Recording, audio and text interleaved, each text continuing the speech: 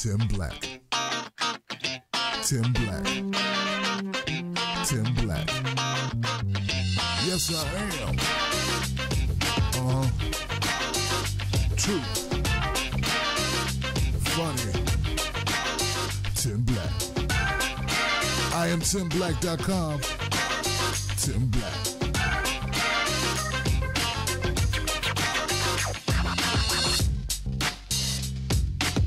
All right.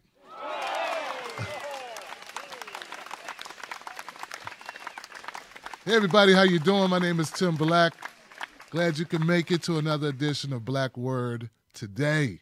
All right. I got my people on Periscope, my people on Facebook, my people on YouTube. I hope we'll be running on Facebook because I was looking at the feed and it's a blank screen from here. So I'm going to check with my people on Facebook just to make sure that you're in the house. Let me see if people can see me on Facebook. Oh, Facebook's fine. Okay, give it up for that. Give it up for that. Murray Vaught, Polarisquio, Sheila Crawford, my man Roy Tatum. What? Give it up for Roy, man. Martinez Kevin, Johnny Axam, Meg Hamilton, and Graceful Randy Bear, Fred Lexo. Oh, man, familiar names. My man. You know what? We're going to start. Okay, so let me back up for a second. First, let me let everyone know, if you didn't know, I interviewed none other than down in Brazil last night. Give it up for that. Right?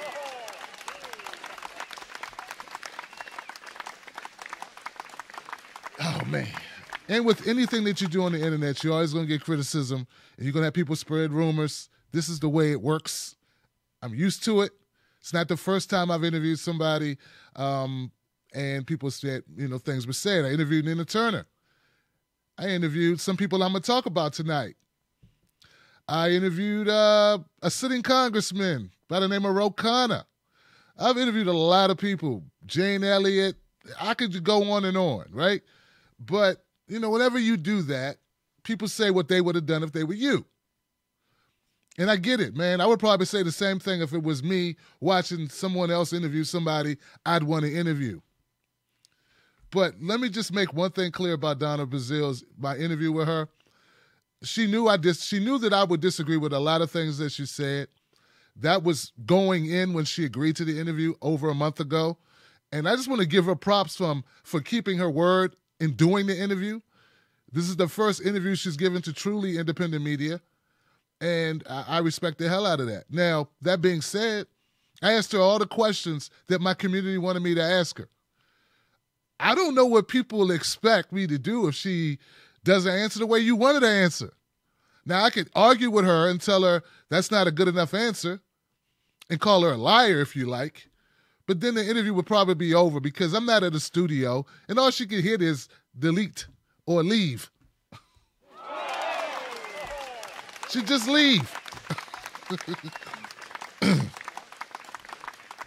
I don't know if you know this or not, but if you hold a confrontational interview on the internet with someone who really, with somebody who's not really begging to be on your platform, there's no incentive for them to talk to you for an hour. And I felt I had to make a judgment call that even though I didn't agree with some of the responses, they weren't as forthcoming as I wanted them to be or straight or direct. I wanted to have the opportunity to put the questions on the record. I wanted to have the opportunity for Miss Brazil to respond in any way she saw fit. Now, so I want that to be clear, right? All right, the last thing I want to say is this. And this is important for me to say to my people out here. Black Word today, from a black perspective, it's for black folks' issues. We talk about black issues. I have no problem with anybody watching, but I got to keep it 100,000 with people with this point I'm about to make. All right? Brace yourself. Real shit. Donna Brazil is a 40-year veteran of politics. For you to just imagine, for you to assume that a person with 40 years under her belt in political analyzing, political environments, political campaigns, DNC chair twice. For you to just imagine that she'd come on the Tim Black show and I'd break her down, that gives no credit to who Donna Brazile is. She's operated in a predominantly white, predominantly male field all of her life. And I find it a borderline bigoted assumption that you would think, oh, this black woman is going to come in and Tim just going to dismantle her. First of all, I don't look to dismantle anyone. Second of all, you're assuming I have that ability. And you're assuming you have that ability. I don't think you do. So let's give credit where it's due, whether we like it or not. Let's respect the fact that she got game. In fact, while you were sitting around wondering how hard I'm going to hit her, I was wondering, I hope she don't embarrass me out here because she's a 40-year politician, and it's possible she could probably trip me up a lot. I mean, these things were going through my mind the whole time I'm doing the interview. Donna Brazile is impressive at what she does. That's why she's Donna Brazile. That's why you know her name. That's why she got hired. This is the reason why they pay her money. That's why she teaches at Harvard and George Washington. So I find it very, and I know there are people out there, I'm not a bigot, Tim. I'm not a bigot. Well, if I had I'm not going to say Donna's age, but if I had a older white guy on my show who had been in politics for 40 years, would you just have expected me to just dismantle them? I'm just wondering. Just wondering. That's a question only you can ask. Now, just so happens, none of the older white guys who have asked to come on my show have agreed. Not one. Not one. Well, other than Stephen Jaffe. I love Stephen Jaffe. But Stephen Jaffe know I support him. Tim Canova's been on my show, but he knows I support him. It's different when someone walks into the lion's den. But anyway, that's enough. That's all I have to say. Let the slings and arrows come where they may. But I hope people think about what I've said here and consider it going forward. That's it.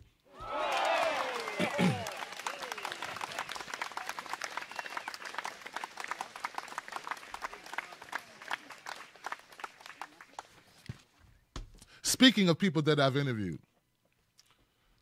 as you know, well, I've interviewed Dr. Jill Stein a number of times on this show. I supported her in the 2016 elections after Bernie Sanders was robbed during the primaries. Dr. Jill Stein, I believe in her campaign. I believed in her message. I also believed in her running mate, Ajamu Baraka, who I find to be very impressive. In fact, Ajamu Baraka is much underrated. I think he deserves to be up there in the list of philosophers and humanitarians that are on the vanguard in the conversation, the political conversation, not only in America, but internationally. That's how high esteem I hold Ajamu Baraka. So recently, and also, let me also add, there were some comments made about Jill Stein. Let me give you a little context to this so you understand why I'm even bringing up Jill Stein in my appreciation for the third party, the Green Party, that she ran in the race that she ran. Recently, the Senate Intelligence Committee has decided that Dr. Jill Stein may be a Russian colluder. Right? That's why this is an issue. They have requested to look at documentation from Jill Stein, emails or what have you, conversations, text messages from her and some of her campaign staff in order to determine if Jill Stein colluded with Russia during the 2016 elections. That's why this was brought up. Now, so first of all, I think that's ludicrous, but I mean, I don't know Dr. Jill Stein to that extent to know every conversation she's ever had. I don't believe that she was a sham campaign. I don't believe Ajamu Baraka would join a sham campaign. I think Ajamu Baraka had to be talked into being a VP running mate. I don't see these people, as particularly Ajamu, as being someone who wants the limelight in the political arena, if not for only to put his grievances on the table about how America operates in neoliberalism and neo-fascist tactics and colonialism and imperialism around the globe. So that's what I believe. Now, So I'm looking at this conversation. I'm looking at the articles. I covered it earlier about the Senate Intelligence Committee, who I feel are grasping at straws with the entire Russia thing. I believe they're going to find at the end of the day, maybe Trump took some money. Maybe Trump invested with some shady people, just like a lot of multi-corporations, like a lot of multi-millionaire and billionaires do. I don't think they're going to find much more than that, but we'll see what happens after millions and millions and millions of dollars are spent during this investigation. Here's the thing, guys. Josh Fox, he's an indie filmmaker, okay? You guys know Josh Fox? I know Josh Fox because I interviewed him too. I just want to make sure that people understand the depth of his resume, okay? He's an Oscar-nominated 2010 documentary he did called Gasland. He followed it up with an HBO production called Gasland Part 2. He was awarded the 3rd Environmental Media Association Award for Best Documentary. I can't even talk.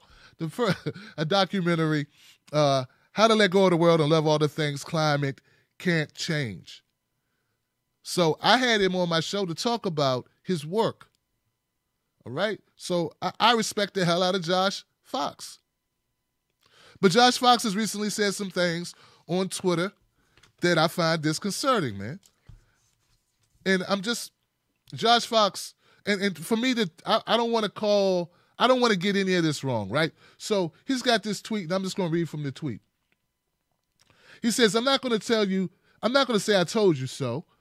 Volume 2322.25. Dr. Jill Stein is a fraud. Senate Intel head admits committee is looking into collusion between Jill Stein campaign and Russians. Okay, so that was his tweet. He sent this tweet about 18 hours ago. Just because somebody's looking into your background or looking into you, look, from all I know, one of the reasons why they're looking at Jill Stein is that she went on RT, Russia TV. It's also a platform many others have went on, such as Ed Schultz. It's also a platform that my friend Lee Camp is on. And the reason why people like Jill Stein, people like Ed Schultz, so many others, some of the names are kind of escaping me. There's so many people. Larry King, Larry King, the dangerous Russian, Jesse Ventura, former governor. Oh, God, these are all Russian. No, they go on RT because they're able to say whatever they want to say. They don't have the same censorship they have in the United States. That's why people go on RT.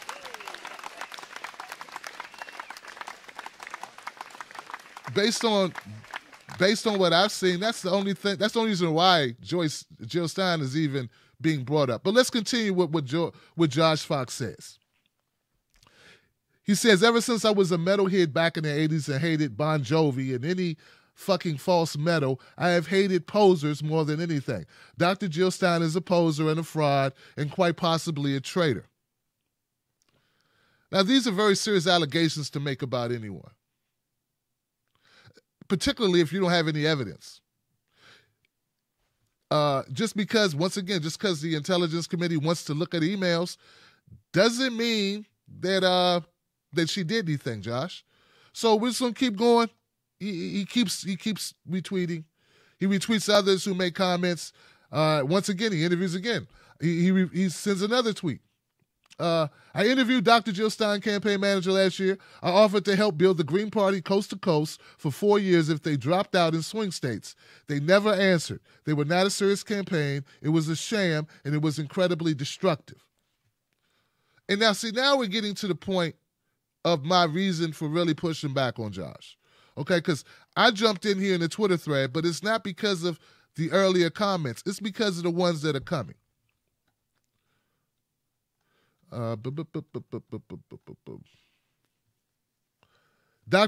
Dear Green Party US, organize locally and you have my support. But running an egomaniac millionaire presidential spoiler candidate is bad strategy and will get you nowhere, my friends. The fact that so many people are mad at me for saying this shows that there was a real migration from Bernie to Jill in the last election. That was a factor. You guys helped Trump get elected, and that is bad strategy for the planet. All right.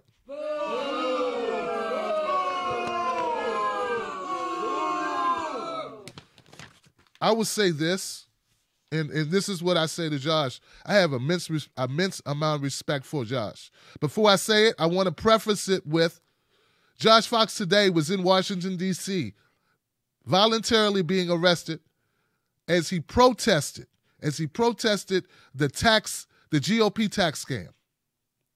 Josh Fox has been fighting for environmental issues for almost 20 years. Josh Fox is a good guy. He's a good person. He is a humanitarian. He's an environmentalist to the highest order. He's serious. He's committed to what he's doing. And I believe that about Josh. And once again, I respect the hell out of the guy. Okay? But he's dead wrong with this. Oh, God, dead wrong. All right? Now, I don't know what Jill Stein's motivations have always been. I don't know. But she has every right to run for president as anybody else. Instead of blaming Jill Stein like so many others for Hillary Clinton's loss, which is what it sounds like Josh is doing, why isn't Josh calling out Hillary Clinton for cheating Bernie Sanders? If Hillary Clinton wouldn't have cheated Bernie Sanders, if the DNC hadn't been rigged against Bernie Sanders would have beat Donald Trump. I believe that 1,000%. And I know Josh believes it 1,000%. And if Jill would have ran, even though Bernie was in the race, well, Jill wouldn't have even got a half of a percentage point of voters because, well, Bernie's actually on the left and Hillary was on the right. That's the only reason why Jill got any votes from Hillary. See, there are votes that she shouldn't have got because Hillary Clinton should have been more to the left. You understand what I'm saying? Okay? Instead of calling out Hillary Clinton and the DNC and Team Hillary and the people in Brooklyn that ran her campaign, Josh Fox wants to focus on Jill Stein, and I don't understand it. Josh Fox, I know you're a man of honor. I know you have ethics. Is it possible you don't want to piss off the Democratic Party? I hope that's not the case because I know that you were out in the campaign trails supporting Bernie Sanders. So that can't be the case. So I don't understand why you have so much fire for Jill Stein. Why not blame the party that gave you Trump, which is the Democratic Party, who didn't see fit to see it important enough to campaign in Wisconsin? How about that? Or didn't put enough work or attention into Michigan. How about that?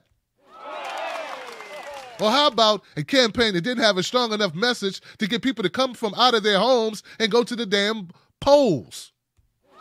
What about all those people? Why is you focus on the people that showed up and what they chose? What about the other 49% or 51% of Americans who didn't vote because they weren't inspired to vote by who? By Hillary Clinton. Or by Donald Trump. That's where all the low-hanging fruit is. But instead of focusing on those people, you focus on the people that did vote, who exercised their rights to choose the candidate they preferred to choose. Josh Fox, man, you my guy. But this right here is a horrible argument. A horrible argument. It sounds like piling on. And whatever issues you have with Dr. Jill Stein, because she didn't get back to you, dude, I know. Look, man. Maybe I need to develop an ego like the size of you. Goodness gracious, like you are. Oh, so you're gonna do what she couldn't do with a party. One guy is gonna make up for that. The national stage is important, Josh. We need more parties, not less parties. And you shouldn't tell anyone, don't run for president because, well, we got such a weak-ass candidate, you might hurt him. That means that candidate shouldn't be there. And Josh, you know I'm right. You know this is the truth. You stood behind Bernie. You were saying this. I know you were saying this as you toured the country with Susan Sarandon and Dr. Cornel West. So anyway, that's all I got to say about this. We'll see what they turn up on Jill Stein. All right? Look, to me, it's crazy. It's crazy talk. Hillary Clinton had billions of dollars. She had $1 billion, multiple millions of dollars worth of coverage. Jill Stein had $200,000, a box of trading cards, a pack of bubble gum, a bus transfer, and you blame her for Hillary losing? Come on, man. If you beat a guy with no arms in a boxing match, or if you lose to a guy with no arms in a boxing match, look, you get what I'm saying. I mean, come on.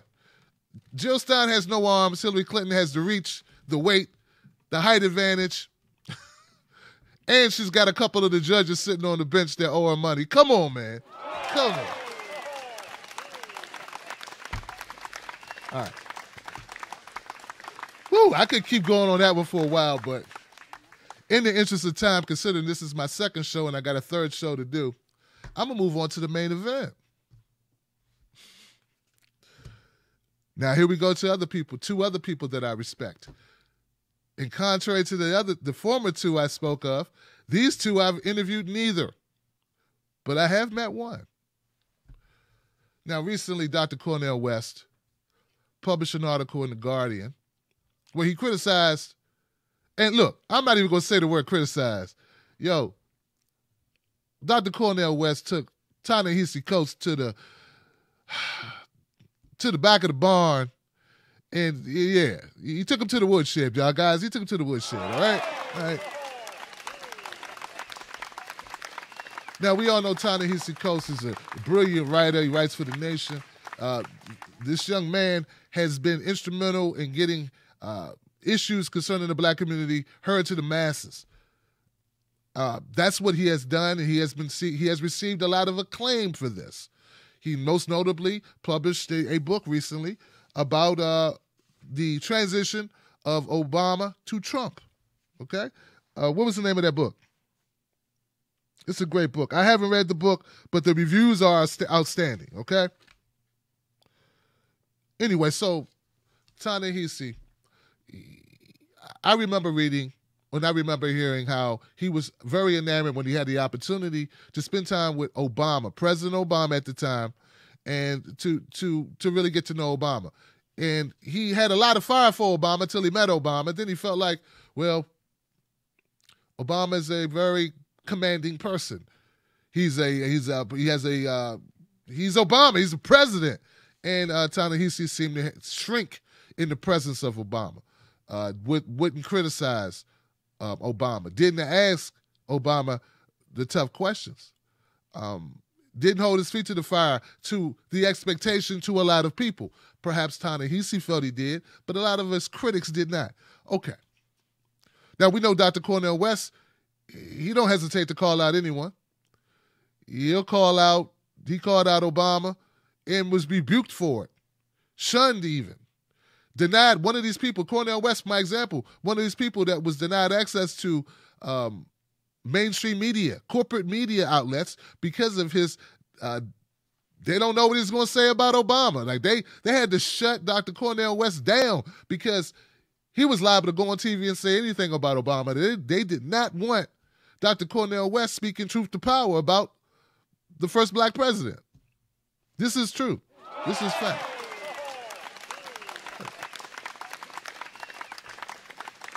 So both of these, Dr. Cornel West, philosopher, social activist, he has his feet in the ring. He's fighting for the people. He's not afraid to get arrested. He's not afraid to say the difficult things. He's not afraid to be bashed, to be ostracized, to not be accepted, whatever. Bring it on. I think Dr. Cornel West is actually not only talking for people that live now, he's sort of paying up his bank account for the afterlife. I mean, he's doing work now so that he'll be all right when when the day comes and when he dies. Like, he's working on that. That's the type of resume Cornel West is building. Dr. Cornel West. Ta-Nehisi Coates, I don't believe so much. I think, one, we got a difference in age. Two, we may have a difference in audiences. And I believe that Ta-Nehisi Coates is somewhat restrained by working for corporate, I don't know if you want to call it corporate media, but I guess you do, corporate media. He's working within the system of white folks. He's working within the system of big corporations. Which is one and the same, right? So So that's what I think. That's what I believe about the ongoing situation. What I'm going to read now, guys, and if you bear with me, I want to share with you the actual article. Okay? Do we want to do the article or the tweets? Okay, let's do the article. Okay, so if you have not had an opportunity to read this article in The Guardian, I suggest you do. It's entitled Ta-Nehisi Coates is the neoliberal face of the Black freedom struggle. One more time. Ta-Nehisi Coates is the neoliberal face of the Black freedom struggle. Hey, I told you it was a tough article. It's not a nice article. It's not a, little pat on the head. This is serious. He says, the disagreement between Coates and me is clear. His view of Black America is narrow and dangerous misleading. Ta-Nehisi Coates, We Were 8 Years in Power, a book about Barack Obama's presidency and the tenacity of white supremacy, has captured the attention of many of us.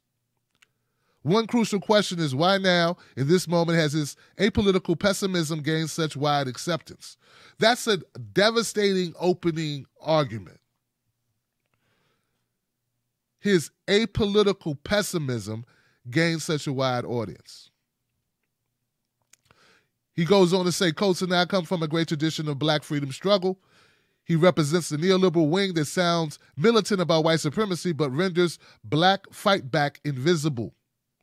This wing reaps the benefits of the neoliberal establishment that rewards silences on issues such as Wall Street or Israeli occupation of Palestinian lands and people. To be called a neoliberal is not a good thing. And to say that you're upholding the system of neoliberalism, and not only that, he says he pushes back against the Black fight back. This is serious stuff. The disagreement between Coates and me is clear. Any analysis of vision of our world that omits the centrality of Wall Street power, U.S. military policies, and the complex dynamics of class, gender, and sexuality in Black America is too narrow and dangerously misleading. So it is with Ta-Nehisi Coates' worldview. Coates rightly highlights the vicious legacy of white supremacy, past and present. He sees it everywhere and ever reminds us of its plundering effects. Unfortunately, he hardly keeps track of our fight back. It never connects the ugly legacy to the predatory capitalistic practices, imperial policies of war, occupation, detention, assassination of the Black elites, or the Black elites' refusal to confront poverty, patriarchy, and transphobia.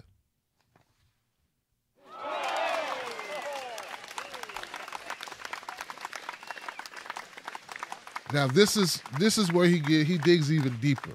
This paragraph. In short, Coates fetishizes white supremacy. He makes it almighty, magical, and unremovable. What concerns me is his narrative of defiance. For Coates, defiance is narrowly aesthetic, a personal commitment to writing with no connection to collective action. It generates crocodile tears of neoliberals who have no intention of sharing power or giving up privilege.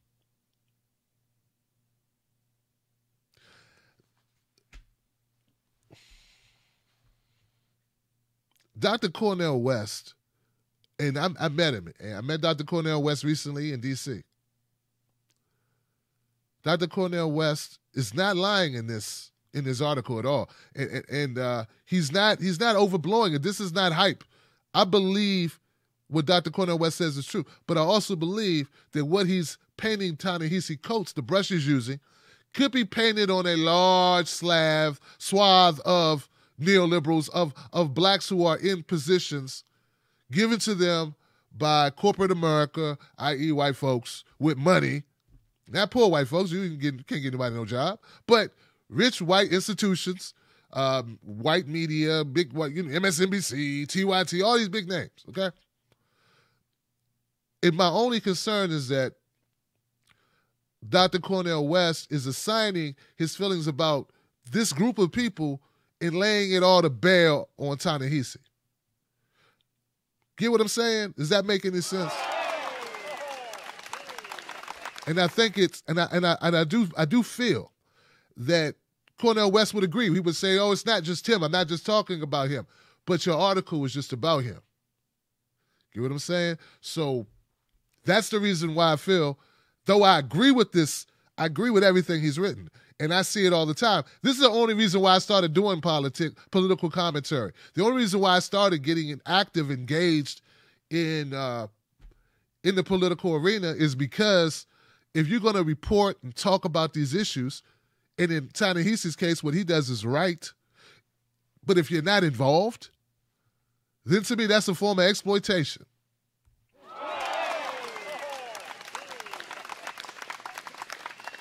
See, if you're not going to actually do something that's going to aid in resolving the issues that you complain about, at some point, and take it from me, who I've done over 2,500 videos, take it from me, you are part of the problem.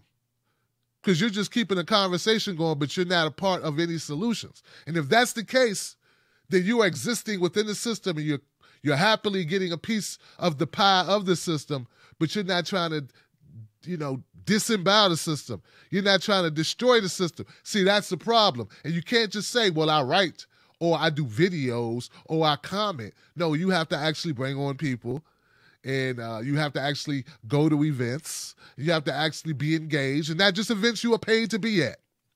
You have to actually go to protests, go to marches, go to conventions, work with other people, and do things not for pay, but do things for building actual some type of rebellion to this thing that you detest, that you're writing about, or that you're commentating on. You get what I'm saying?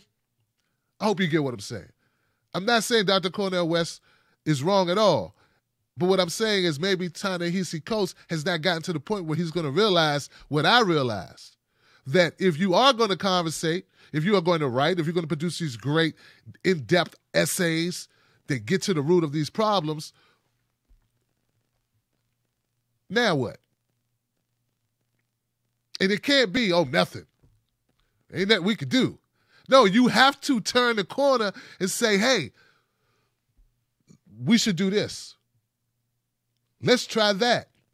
Let's connect with these people and let's move this way. Like, you have to move it to the next level. If not, then you are nothing more. You're nothing better than, I don't know, a Bill O'Reilly. You're nothing better than, a Don Lemon. That's what I think. That's it. And I don't know what Don Lemon does in his off time, okay? But I'm just thinking these are just talking heads who use our pain, right? Use our pain, use our struggle in order to line their pockets talking about it. And then when it's time to get involved, they go, I can't risk my job, or I don't want to ruffle feathers, I'm going to lose my viewership, or whatever. You get what I'm saying? So I think you do. And so part of the reason why I'm talking about this is not just that it's not just that it's in the news today, because Ta-Nehisi Coates and Dr. Cornel West, they had a spat on Twitter, and Ta-Nehisi Coates, he got offended.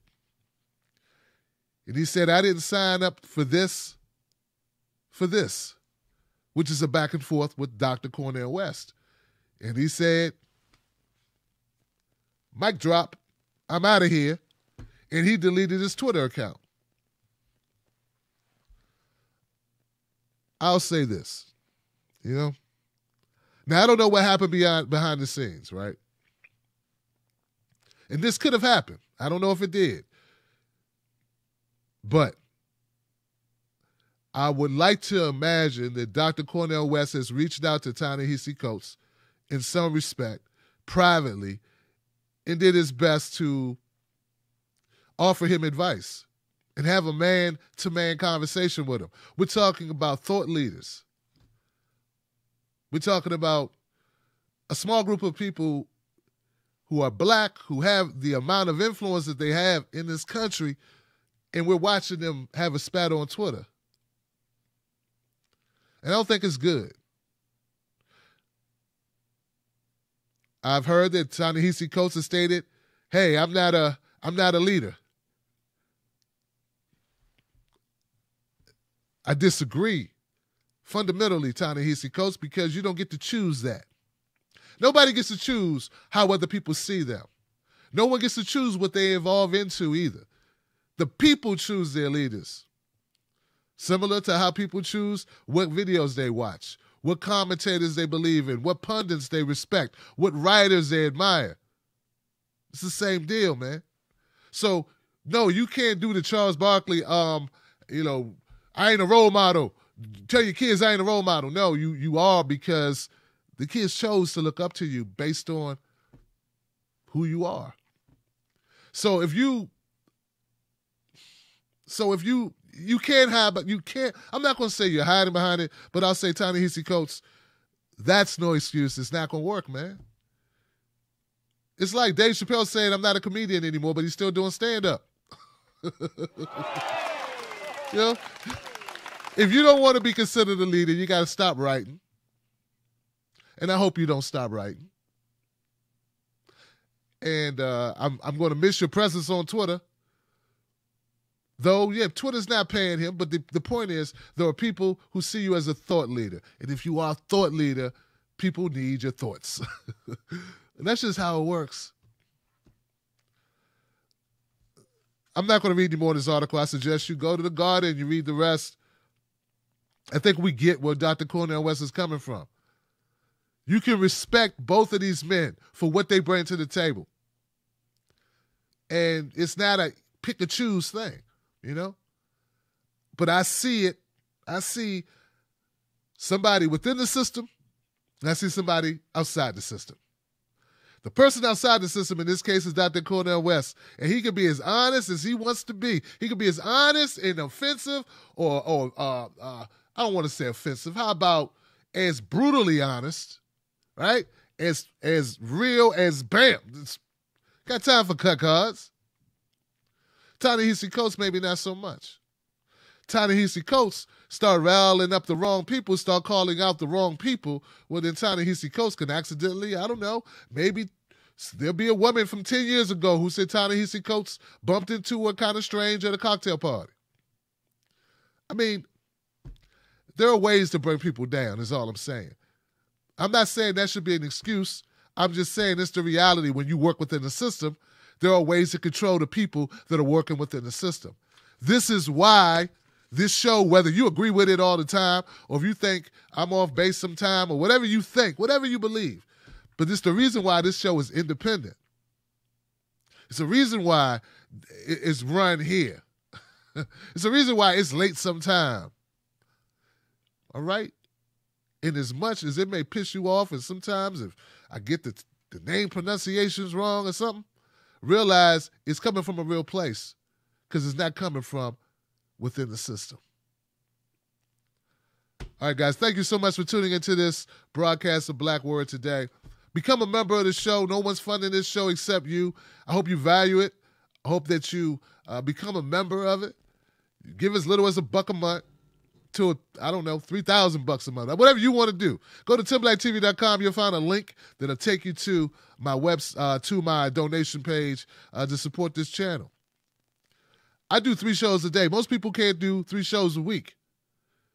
Where's the commitment? Let me challenge all the people in this space who are talking to the world to do as much as you can possibly do. The world needs us now. We're leading into 2018, 2020. This is it. I think we need more voices, not less voices. All right, I'm out, guys. I'll see you on the next one. Yeah, that's it. Tim Black. Tim Black. Tim Black. Yes, I am.